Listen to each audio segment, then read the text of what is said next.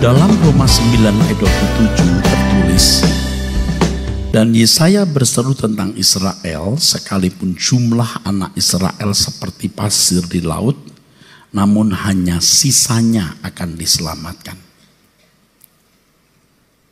Tidak dikatakan dalam teks ini bangsa Israel, tetapi huion Israel. Artinya anak Israel. Memang kata ini bisa menunjuk bangsa Israel.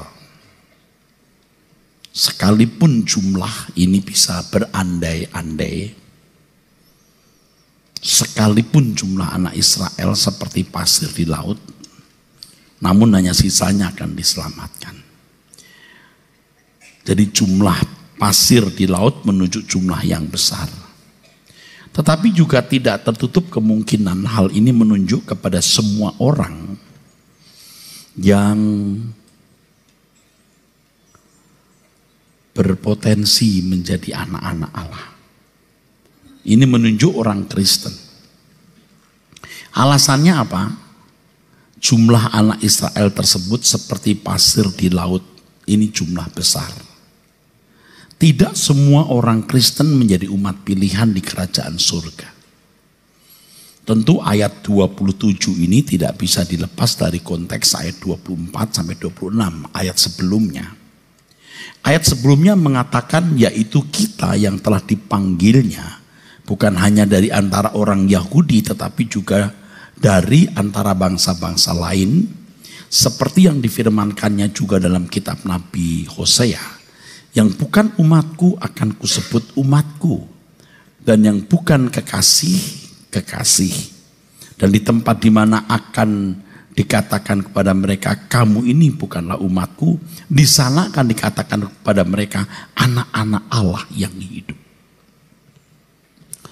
Pernyataan Paulus ini sangat jelas menunjukkan bahwa banyak orang dalam jumlah sangat besar dari berbagai suku bangsa menjadi umat pilihan yang berstatus sebagai anak-anak Allah. Di bagian lain Paulus menunjuk ini Israel rohani. Dan saya harus mengatakan kepada saudara, tidak mungkin seseorang menjadi umat pilihan kalau tidak menjadi anak Abraham. Sebab yang menjadi umat pilihan itu hanya anak Abraham. Anak Abraham secara iman. Sebab pembenaran hanya oleh iman. Tidak ada saluran lain untuk bisa menjadi umat pilihan selain menjadi anak Abraham. Hal ini paralel dengan pernyataan Tuhan Yesus bahwa keselamatan datang dari bangsa Yahudi, bukan dari bangsa lain.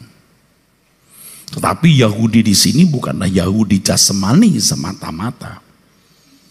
Yang namanya Israel bukan hanya Israel yang bersunat dalam konteks sunat katan, kulit katan, tetapi Israel yang disunat dengan sunat batinnya. Tentu saja orang-orang Kristen ini disebut anak Israel. Kebenaran ini bisa diteguhkan dalam Roma 11 ayat 17 sampai 21 yang nanti pasti akan kita bahas secara khusus mengenai adanya cabang liar dan cabang asli yang dipotong. Cabang asli itu bangsa Israel, cabang liar itu bangsa-bangsa lain. Ini menunjukkan bukan saja orang-orang dari suku bangsa Israel secara darah daging yang bisa ditolak, tetapi juga dari bangsa-bangsa lain bisa ditolak sehingga tidak masuk ke dalam kerajaan surga. Jadi kalau dikatakan bahwa sekalipun jumlah anak Israel seperti pasir di laut, namun hanya sisanya akan diselamatkan, memang bisa menunjuk orang-orang Yahudi, tetapi tidak tertutup kemungkinan juga orang-orang Kristen. Berdasarkan beberapa landasan atau alas tadi. Pernyataan Paulus dalam Roma 9 ayat 27 ini, bahwa sekalipun anak Israel berjumlah seperti pasir di laut, hanya sisanya yang diselamatkan. Ini paralel dengan yang dikatakan Tuhan Yesus, sebab banyak yang dipanggil tetapi sedikit yang dipilih. Tidak semua orang Kristen pasti masuk surga. Bahkan tidak semua orang yang mengaku percaya kepada Yesus pasti diselamatkan. Mereka yang diperkenankan masuk ke dalam surga adalah mereka yang melakukan kehendak Bapa. Untuk bisa melakukan kehendak Bapa harus berjuang, dan Tuhan juga berkata berjuanglah masuk jalan sesak. Pintu sesak maksudnya. Karena banyak orang akan berusaha masuk tetapi tidak dapat. Jadi sebuah penyesatan kalau diajarkan atau dikesankan bahwa untuk masuk kerajaan surga itu mudah. Secara tidak disadari banyak orang Kristen mengajak orang non-Kristen masuk Kristen supaya gampang masuk surga. Saya kira banyak saudara yang masih punya pikiran itu. Sebenarnya orang masuk Kristen itu justru dibuat susah hidup. Sebab kalau masuk Kristen harus sempurna. Kalau dia bukan umat pilihan, yang dari kecil juga memang tidak mendengar Injil dengan benar, biarlah mereka dihakimi menurut perbuatan. Mereka tidak mendapat bagian menjadi anggota keluarga kerajaan. Tetapi kita adalah orang-orang yang memang dikhususkan untuk menjadi serupa dengan Tuhan Yesus.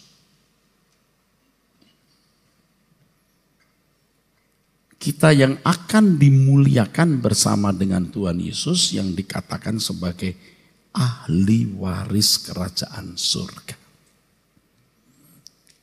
Nah, kalau orang mengaku percaya, percaya itu tindakan, bukan sekedar aktivitas pikiran.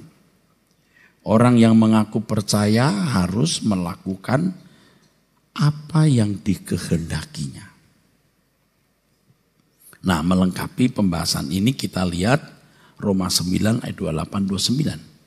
Sebab apa yang telah difirmankannya akan dilakukan Tuhan di atas bumi, sempurna dan segera. Dan seperti yang dikatakan Yesaya sebelumnya, seandainya Tuhan semesta alam tidak meninggalkan pada kita keturunan, kita sudah menjadi seperti Sodom dan sama seperti Gomora. Perhatikan kalimat ini. Sebab apa yang telah difirmankannya akan dilakukan Tuhan di atas bumi, sempurna dan segera. Kalimat ini jangan dipahami salah. Seakan-akan Tuhan sudah menentukan segala sesuatu. Sebab apa yang telah difirmankannya akan dilakukan Tuhan di atas bumi, sempurna dan segera. Kalimat ini mengandung dua pengertian. Yang pertama, bahwa semua yang telah dinubuatkan oleh firman Tuhan, di dalamnya termasuk rancangannya, pasti digenapi. Dua, kalimat itu juga bisa berarti bahwa sejarah kehidupan manusia merupakan peta kebenaran, sekaligus memuat tatanan yang kapanpun pasti ditegakkan atau dipenuhi. Menyinggung Sodom dan Gomora, menunjuk sejarah kota itu pada zaman Abraham. Di mana jumlah orang benar di kota itu tidak lebih dari 10 orang. Sehingga Tuhan menghancurkan kota-kota tersebut. Kalau ada 50 orang, kira-kira Tuhan menghancurkan Sodom enggak? Kalau ada 50 sih tidak. Kalau 45, enggak. 40? Enggak. 30? Enggak. 20? Enggak. 10 seandainya ada 10 orang benar. Tuhan juga tidak menghancurkan kota tersebut. Ini kan tawar-menawar Abraham dengan Yahweh. Dalam tulisan Paulus ini, ia mengembangkan pemikirannya. Bukan hanya di kalangan orang Yahudi, tetapi juga secara universal. Semua bangsa di dunia. Tuhan meninggalkan keturunan Artinya Tuhan pasti masih menopang kehidupan bumi ini demi orang-orang percaya yang mau tetap di dalam kemurahannya. Yaitu mereka yang sedang dalam proses penyempurnaan seperti Yesus atau menjadi corpus delicti. Masih ada sisa orang yang menjadi sempurna atau diselamatkan. Masih ada orang yang dikembalikan ke rancangan Allah semula. Hal inilah yang memperpanjang usia dunia. Kalau jumlah bilangan orang-orang terpilih yang menjadi corpus delicti ini genap, maka dunia akan diakhiri. Dengan demikian kita bisa memahami bahwa berita utama pembahasan Paulus dalam ayat-ayat sebelumnya adalah mengenai kehidupan orang percaya yang harus istimewa menjadi orang-orang yang diklasifikasikan sebagai sisanya akan diselamatkan. Ini kembali tadi pernyataan pertama. Sekalipun jumlah Israel seperti pasir di laut, namun hanya sisanya akan diselamatkan. Siapa sisanya ini? Yang dikaitkan dengan pernyataan Yesaya, ya, bahwa karena Tuhan masih meninggalkan keturunannya. Wah, ini kalimat penting sekali, saudara. Keturunannya, ada keturunan Allah. Itulah yang disebut sebagai anak Israel yang sejati.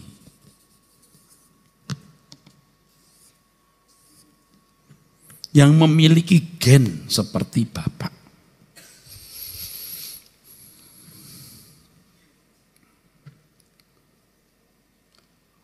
Jadi yang memperpanjang usia dunia hari ini, kalau jumlah bilangan orang-orang terpilih yang menjadi corpus delicti ini genap, dunia baru diakhiri. Jadi seandainya Tuhan semesta alam tidak meninggalkan pada kita keturunan, kita sudah menjadi Sodom dan Gomora. Artinya masih ada keturunan Allah. Tidak semua orang bisa dikatakan keturunan Allah. Ini orang-orang yang istimewa itu. Jika kita kaitkan dengan Roma pasal 8, yang dipimpin Roh Allah adalah anak-anak Allah. Orang yang hidup menurut Roh. Sampai pada tingkat memiliki Roh Kristus. Artinya memiliki ketaatan, penurutan seperti Tuhan Yesus sendiri.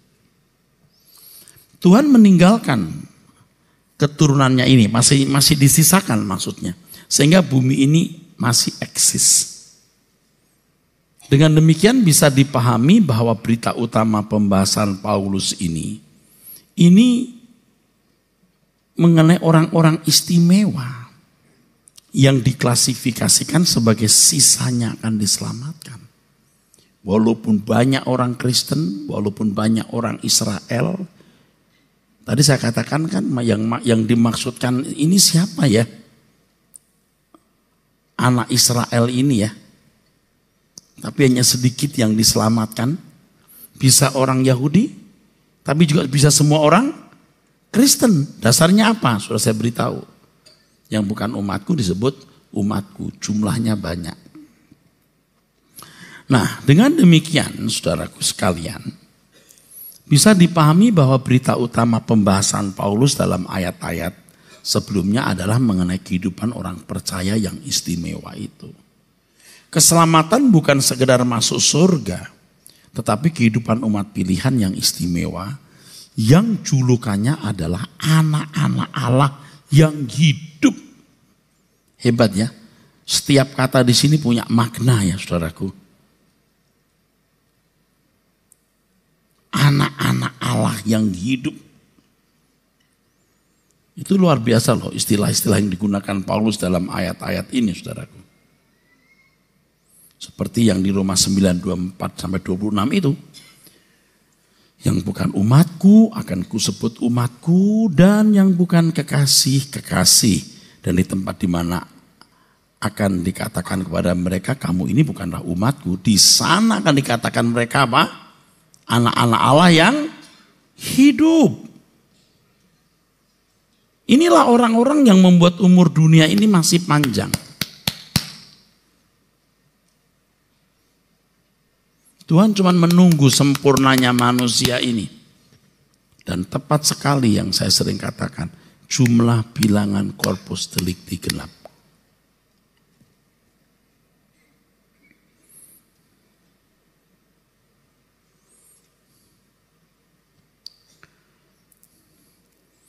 Berbicara mengenai kehidupan anak-anak Allah, tentu kehidupan yang istimewa, yang polanya adalah kehidupan Yesus sendiri, di mana kita harus menjadi sempurna seperti Dia. Hal ini sesungguhnya menunjuk pada mekanisme keselamatan. Keselamatan dalam atau oleh iman yang dikemukakan di dalam pembahasan berikut ini. Ini ayat demi ayat itu nyambung, saudara. Nyambung. Saudara kalau tidak fokus, lenyap. Miss, ini saudara harus fokus. Di ayat selanjutnya Paulus mengatakan, jika demikian, apakah yang hendak kita katakan? Ini bahwa bangsa-bangsa lain yang mengejar kebenaran telah, bangsa-bangsa ini yang tidak mengejar kebenaran telah beroleh kebenaran, yaitu kebenaran oleh iman. Tetapi bangsa Israel sungguh pun mengejar hukum yang akan mendatangkan kebenaran, tidaklah sampai kepada hukum itu. Mengapa tidak? Karena Israel mengejarnya bukan karena iman, tapi karena perbuatan. Coba kita ulangi. Roma 9 ayat 30-33 dibaca. Jika demikian, apakah yang hendak kita katakan? Ini, bahwa bangsa-bangsa lain yang tidak mengejar kebenaran telah beroleh kebenaran, yaitu kebenaran karena iman. Tetapi bahwa Israel sungguh pun mengejar hukum yang akan mendatangkan kebenaran, tidaklah sampai kepada hukum itu. Mengapa tidak? Karena Israel mengejarnya bukan karena iman, tetapi karena perbuatan. Mereka tersandung pada batu sandungan. Seperti ada tertulis, sesungguhnya aku meletakkan di Sion sebuah batu sentuhan dan sebuah batu sandungan. Dan siapa yang percaya kepadanya tidak akan dipermalukan. Oke. Di dalam tulisan ini, Paulus menegaskan ulang bahwa pembenaran atas manusia bukan karena perbuatan baik. Bukan berdasarkan Taurat atau hukum, tetapi berdasarkan iman. Saya tidak pernah setuju ada keselamatan di luar Kristus. Saya tidak pernah setuju ada pembenaran oleh perbuatan. Saya tidak pernah mengajarkan keselamatan itu ditentukan oleh perbuatan baik. Tetapi kita harus melihat uraiannya secara jeli, teliti, cerdas, dan proporsional. Orang Yahudi harus menerima realitas bahwa kebanggaan sebagai umat pilihan secara darah daging karena anak Abraham tidak lagi memiliki legitimasi jika dibanding dengan pembenaran oleh kurban Tuhan Yesus di kayu salib, yaitu bagi mereka yang mendengar Injil. Ketika Tuhan Yesus belum mati di kayu salib, tentu mereka hanya memahami hukum, Taurat, dan penyelesaian dosa dengan darah binatang. Darah binatang ini kan sebenarnya tindakan profetik, tindakan nubuatan tentang alat pembayaran sejati yang bisa membuat manusia bebas dari hukuman akibat dosanya. Jadi Bapak Ibu, Orang Yahudi harus menerima realitas bahwa kebanggaan sebagai umat pilihan secara darah daging karena anak Abraham tidak lagi memiliki legitimasi dibanding dengan pembenaran oleh korban Tuhan Yesus Kristus di kayu salib bagi mereka yang mendengar Injil. Dengan demikian, hal menjadi umat pilihan secara darah daging adalah penentuan Tuhan berdasarkan kedaulatannya. Dengan demikian, hal menjadi umat pilihan secara darah daging adalah penentuan Tuhan berdasarkan kedaulatannya. Mengapa mereka jadi orang Israel? Itu Tuhan yang menentukan.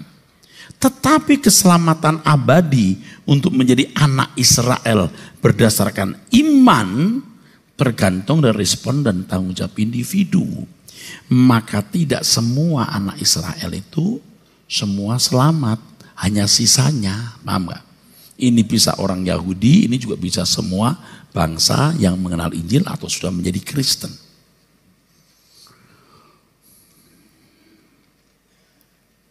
Saya ulangi, hal menjadi bangsa, hal berdarah daging, keturunan Abraham secara lahiriah itu penentuan Tuhan. Yakub dipilih itu penentuan Tuhan. Tetapi hal selamat atau tidak selamat menyangkut keselamatan kekal itu respon individu. Kebenaran oleh hukum yang diupayakan oleh bangsa Israel itu mewakili pola keberagamaan, terutama agama-agama samawi. Tanpa Yesus tidak akan dapat membuat seseorang dibenarkan. Sebab kalau tidak ada yang memikul dosa manusia, maka manusia sebaik apapun masuk neraka. Sebaik apapun manusia itu. Tidak perlu lagi ada penghakiman karena semua manusia jelas telah berdosa. Darah binatang tidak dapat menghapus dosa manusia. Ini tatanan Allah. Dosa dilakukan di dalam daging. Dosa dilakukan dalam daging. Maka hukuman juga harus ditimpakan pada daging manusia, bukan daging binatang. Dalam hal ini pengganti manusia yang harus dihukum adalah mutlak, harus diadakan. Siapa dia? Yesus sebagai anak domba Allah yang memikul hukuman dosa akibat pemberontakan manusia. Harus ada satu sosok manusia tidak berdosa, tapi menderita. Oleh karena satu orang Adam, maka semua keturunannya hidup dalam dosa. Tapi sekarang oleh satu orang Adam kedua, Adam terakhir, maka orang-orang bisa dibenarkan. Jalan ke surga tanpa korban Kristus adalah jalan tanpa tatanan Allah yang benar.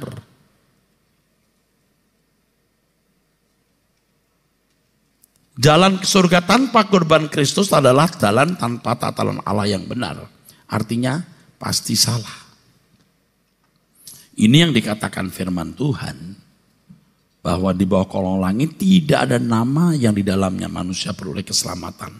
Selain nama Yesus. Selain nama Yesus. Kebenaran oleh hukum yang diupayakan bangsa Israel yang beragama Yahudi mewakili agama samawi pada umumnya tidak membawa seseorang kepada kesempurnaan. Hukum tidak membawa orang kepada gambar Allah. Hukum tidak bisa membawa manusia kepada rancangan Allah semula yang segambar serupa dengan Dia. Yesus Tuhan kita memikul hukuman dosa kita dan menjadi model.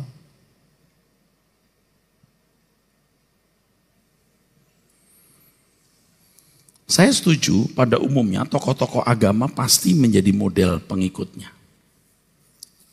Nah kalau mau bicara siapa Tuhan yang benar, ya lihat aja model yang terbaik siapa. Jangan betototan berantem. Oh ini saya yang paling benar.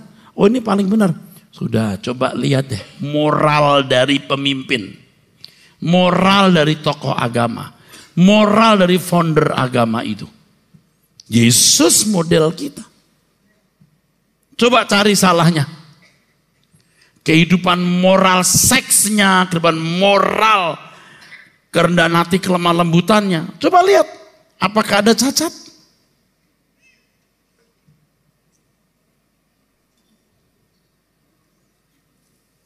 Nah, Tuhan Yesus itu jalan hidup.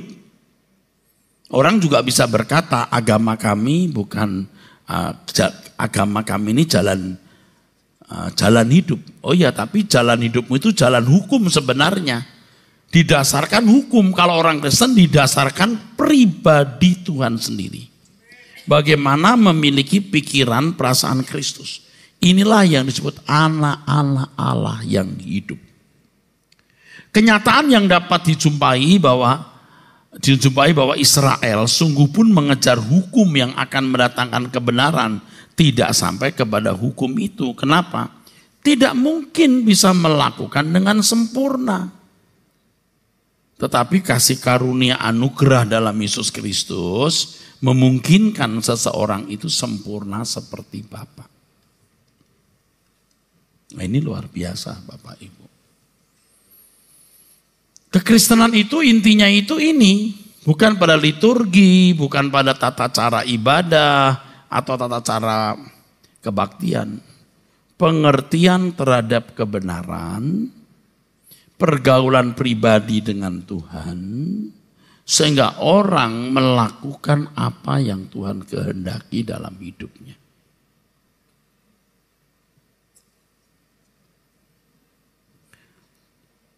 Fenomena ini dapat digambarkan seperti sebuah batu sandungan. Paulus menyatakan, mengapa tidak? Karena Israel mengejarnya bukan karena iman, tapi karena perbuatan. Nah, ini loh yang bikin rancu. Ketika saya mengajarkan bahwa kita harus sempurna seperti Bapa. Nah, karena Tuhan yang mengajar begitu, lalu ada orang berkata keselamatan yang diajarkan Pak Erastus itu keselamatan anugerah plus.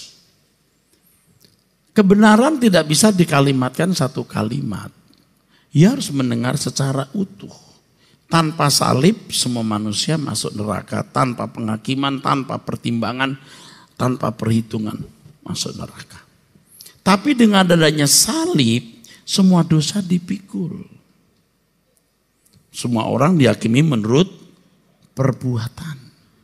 Dan faktanya kalau ada orang mengasihi sama seperti dirinya sendiri, itu perbuatan yang diperhitungkan seakan-akan bagi Tuhan sendiri. Mereka bisa masuk dunia akan datang. Ketika aku lapar, kau berikan aku makan. Ketika aku haus, kau berikan aku minum. Dan hukum mengajarkan itu. Etika mengajarkan itu. Tapi kita sempurna seperti Tuhan Yesus. Nah, orang Yahudi tersandungnya di sini. Bagi bangsa Israel keselamatan dalam Yesus Kristus yang mereka tolak dengan berbagai alasan dan argumentasi itu jadi batu sandungan, saudaraku. Kok bisa ya? Mereka merasa sudah menjadi umat pilihan, keturunan Abraham, dan memiliki hukum yang diturunkan oleh Elohim Yahweh melalui Musa. Mereka sudah merasa sebagai bangsa istimewa di mata Allah. Mereka sangat yakin dengan melakukan hukum Taurat, di mana juga terdapat penyelesaian mengenai dosa dapat dilakukan dengan darah domba, sudah cukup. Jadi kita bisa mengerti kalau mereka menolak Yesus. Sebab orang Yahudi itu yang pertama merasa bangsa istimewa sebagai keturunan Abraham, sebagai umat pilihan.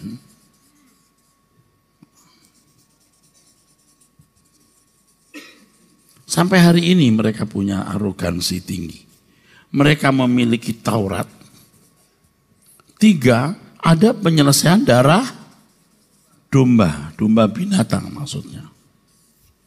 Loh, untuk apa Yesus?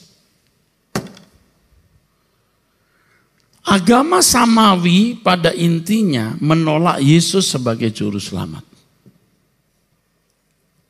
Seakan-akan Tuhan itu tidak punya tatanan. Pokoknya kalau orang minta ampun, ya diampuni aja. You mau minta ampun, diampuni saja.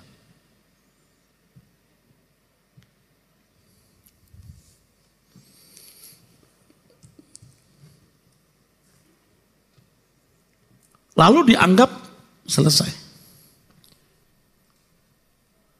Bayangkan Tuhan macam apa itu? Allah macam apa itu? Allah yang punya tatanan, Allah yang akan memperhitungkan kesalahan. Dan Dia Allah yang adil, bukan hanya penuh kasih sayang, Maha Pengampun, pemurah dan penuh kasih sayang, tapi Dia juga adil. Setiap kesalahan harus dihukum. Nah, Tuhan Yesus memikul semua dosa manusia. Sekarang masalahnya orang percaya enggak? Dia adalah Allah anak yang dilahirkan bukan dari hubungan laki-laki dan perempuan, bukan karena hubungan biologis. Dia tidak bercacat, dia tidak bercela. Sepanjang hidupnya ia bergumul untuk bisa menampilkan sebuah sosok anak Allah yang tidak bercela dan kemudian memikul dosa kita, dosa manusia. Dengan demikian yang mempercayai Tuhan Yesus menerima yang pertama dia memikul dosa. Yang kedua menerima dialah pola hidup yang harus diteladani. Jadi kalau orang tidak meneladani dia berarti tidak percaya.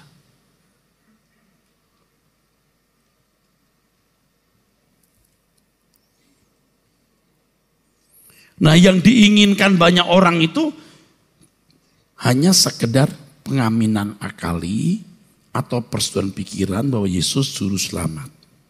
Udah? Selamat. Dosa-dosa diampuni. Masuk surga. Ya ini juga konyol lagi nih. Maka tidak heran banyak orang non-Kristen lebih baik dari orang Kristen. Tetapi yang saya pahami, Tuhan Yesus memikul dosa kita. Dan setelah itu, kita harus mengikuti jejaknya. Mengikuti jejak Tuhan, menuruti apa yang Dia inginkan. Itulah percaya. Itu isi imannya Abraham. Abraham tidak kenal Taurat, tidak punya agama. Tetapi Abraham menuruti kehendak Allah. Ini Abraham yang di Alkitab loh. Kalau Abraham di kitab lain saya nggak ngerti loh. Ini Abraham yang di Alkitab loh. Dan saya akan menolak kalau ada kitab lain yang mengajarkan Abraham. Sebab Abraham yang saya kenal, Abraham yang diajarkan kitab orang Yahudi. Alkitab kita. Menolak di sini bukan berarti saya sedang menciderai, saya hanya menolak saja.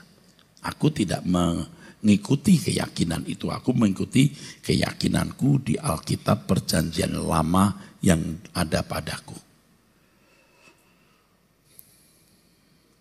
Jadi kita bisa melihat, saudaraku sekalian, banyak orang Kristen itu sebenarnya belum mengenal keselamatan. Kalau mereka belum mengenal keselamatan, mereka tidak berhak, tidak pantas merayakan Natal. Oh, mereka belum selamat. Tidak ikut jejak Tuhan Yesus dari hari ke hari kok merayakan kelahirannya. Untuk apa? Percuma. Karena dia tidak lahir untuk kamu. Kamu menolak kelahirannya, kamu menolak kedatangannya. Kalau kamu menerima kelahirannya, kamu menerima kedatangannya. Kamu belajar mengenal dia, belajar mengerti kehendaknya, dan melakukan apa yang dikehendakinya.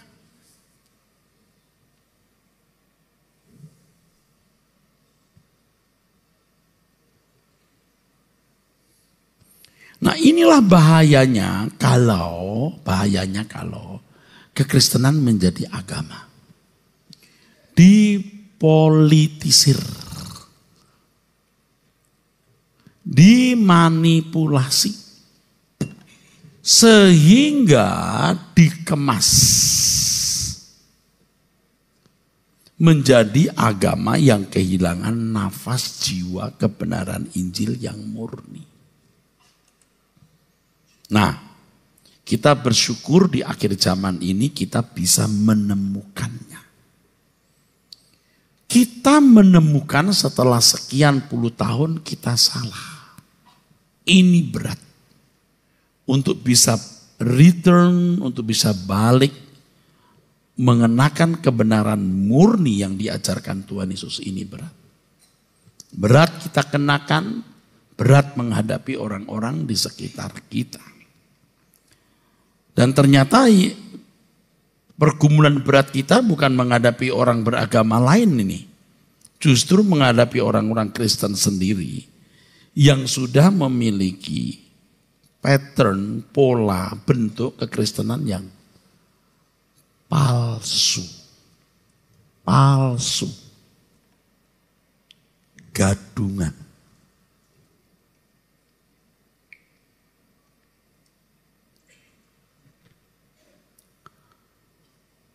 Saya bisa mengerti betapa beratnya Paulus menjelaskan ini baik kepada orang Yahudi maupun kepada orang-orang Kristen yang pola berpikirnya belum diubah. Nah, contohnya itu adalah surat Paulus kepada jemaat Korintus. Wah, itu Paulus betul-betul stres, saudara. Ya, betul-betul susah hati. Maka surat Korintus itu menurut para analis perjanjian baru dipandang sebagai surat kemarahan. Tidak gampang dengan pola hidup orang-orang yang sudah begitu dicemari dengan pola hidup dunia, lalu harus mengenakan hidup yang dikenakan Tuhan Yesus. Oh, itu tidak mudah, saudara. Tidak gampang.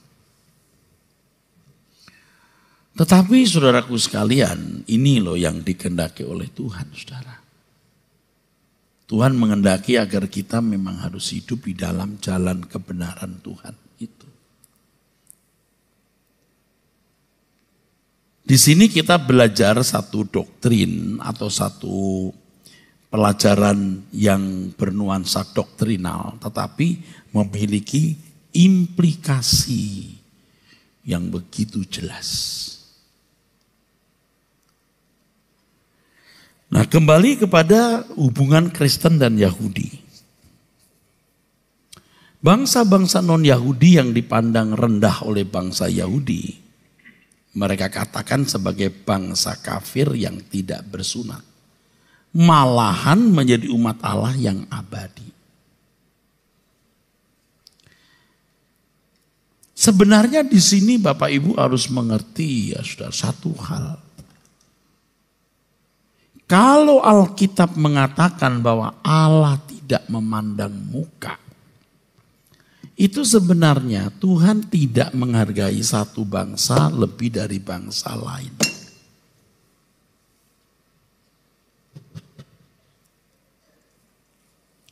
Yang Allah hargai pertama itu sahabatnya.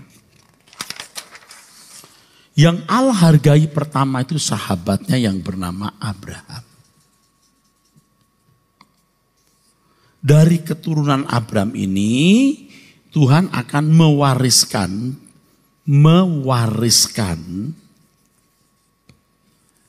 pengenalan akan dirinya. Ini harta. Pengenalan mengenai Tuhan atau tentang Allah. Sehingga tidak ada Allah yang benar selain Elohim Yahweh. Buktinya Israel. Maka bangsa ini akan tetap eksis. Bangsa-bangsa kuno di Kanaan lenyap. Tapi bangsa ini yang pernah terusir, ya saudaraku sekalian, 3.000 tahun terusir. Lengkapnya 2.500 tahun tidak punya kerajaan, habis-bis. Tetap bisa balik. Dan herannya bangsa yang kecil itu begitu kaya, cerdas, pintar. Padahal ya sudah hampir punah. Perang Dunia Kedua itu dengan peristiwa yang terkenal yang disebut Holocaust. Anda tahu 6 juta orang Yahudi dibantai. 6 juta. Selama 7 tahun dalam Perang Dunia Kedua dari tahun 1939 sampai tahun 1945. 3,5 tahun kemudian kira-kira mereka mendeklarasikan negara Israel. Yang kedua, saudara bisa tahu dari Abraham ini akan muncul atau dilahirkan Mesias, dihadirkan Mesias.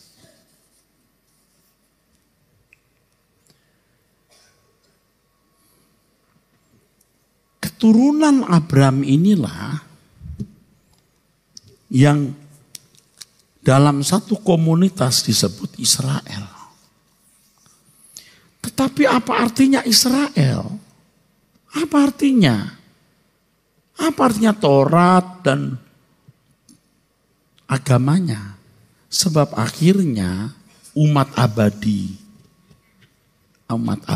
yang akan menjadi anggota keluarga kerajaan surga itu yang punya iman seperti Abraham. Orang-orang Israel masih sombong berkata perbuatan baik itu membuat mereka bisa dibenarkan. Enggak. Perbuatan baik tidak bisa membuat kamu dibenarkan. Tetapi darah Tuhan Yesus, darah domba tidak bisa menyucikan.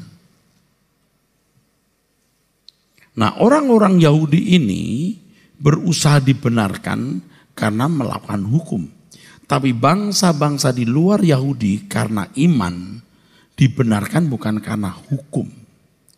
Isi iman Abraham, ya itulah iman yang harus dimiliki orang percaya. Orang di luar bangsa Yahudi yang menerima, maksud saya yang menjadi umat pilihan, adalah mereka yang dibenarkan bukan karena melakukan hukum, tapi karena iman. Isi iman Abraham adalah melakukan apapun yang diperintahkan Tuhan. Jadi orang-orang Kristen ini sebenarnya orang-orang yang tidak memiliki hukum atau syariat seperti agama-agama lain.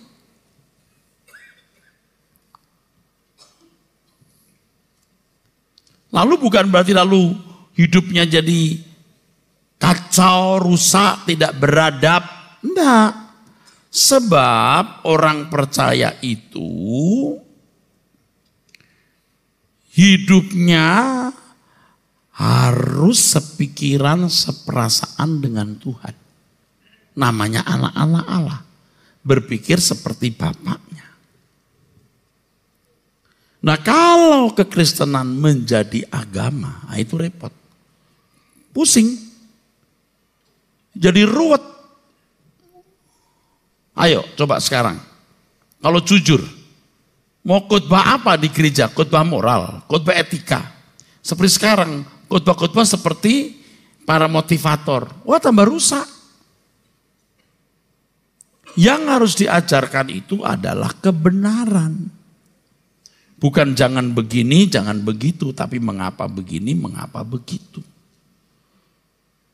Maka tak habis-habisnya itu pemaparan firman yang membuat kita menjadi cerdas. Kalau agama Yahudi yang mewakili agama samawi lainnya, kehendak Allah itu diwakili oleh hukum. Hukum itulah kehendak Allah. Syariat itulah kehendak Allah. Bagaimana kamu berpakaian, bagaimana kamu berperilaku secara hukum moral yang normatif. Tetapi orang Kristen hukumnya itu Tuhan sendiri. Kamu harus sepikiran, seperasaan dengan Dia.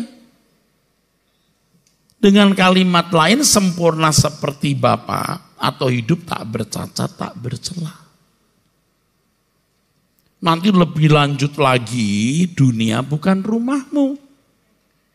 Kamu tidak boleh menikmati dunia seperti anak-anak dunia menikmatinya, karena kamu di sini hanya untuk dipersiapkan menjadi anggota keluarga kerajaan yang modelnya Tuhan Yesus.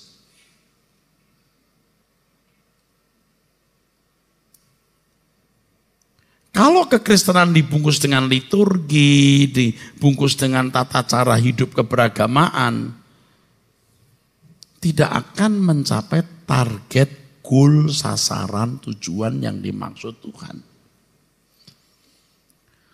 Saudara melihat nuansa banyak gereja dari tahun ke tahun, bahkan dari abad ke abad. Membuat liturgi, memuji Tuhan, menyembah Tuhan. Lalu hukumnya apa? Yang ngikut saja hukum Yahudi 10 perintah Allah. Dan kalau jujur juga tidak diajarkan secara konsekuen loh. Kalau diajarkan secara konsekuen, buatlah itu 10 perintah Tuhan dengan jelas butir-butir dan junto-juntonya sekalian deh. Kalau mau konsekuen. Tapi tidak. Karena apa? Bingung. Sekarang kita tidak bingung karena kita sudah tahu bahwa kita harus menjadi seperti Allah Bapa, seperti Tuhan Yesus. Makanya sebenarnya kekristenan itu simpel tapi mustahil tanpa pertolongan Tuhan. Tuhan hanya ingin hati kita itu berkenan di hadapannya. Setiap kata yang kita ucapkan, setiap gerak pikiran perasaan kita, setiap tindakan kita menyenangkan Tuhan. Itu cukup. Enggak peduli Anda pendeta atau bukan, Anda kerja pedagang atau seorang teknokrat atau seorang praktisi hukum atau seorang tenaga medis, siapapun. Day by day, dari waktu ke waktu, dari saat ke saat, engkau berkenan di hadapan Tuhan. Udah, itu saja. Itu, sudah. Udah jangan yang boten-boten deh. Itu saja. Saya sendiri menyadari, saudara, kalau saya sibuk dengan banyak urusan, saya bisa meleset. Saya harus menemukan kehendak Tuhan di dalam hidupku secara pribadi. Ingat ya, ini bisa menjadi jebakan. Oh, sibuk bikin kegiatan ini, sibuk bikin kegiatan itu. Sampai kita lupa menggarap diri. Kegiatan tidak salah dilakukan. Tapi yang penting engkau menggarap dirimu. Sehingga engkau perhadapkan dirimu di hadapan Tuhan dengan benar. Dan Tuhan berkenan. Nah itu baru yang namanya menyenangkan hatinya. Melalui segala hal yang kita lakukan. Dan sisa-sisa Israel itu maksudnya ini. Banyak yang dipanggil, sedikit yang dipilih. Benar-benar istimewa. Berjuanglah masuk jalan sempit karena orang banyak yang berusaha tetapi tidak bisa masuk.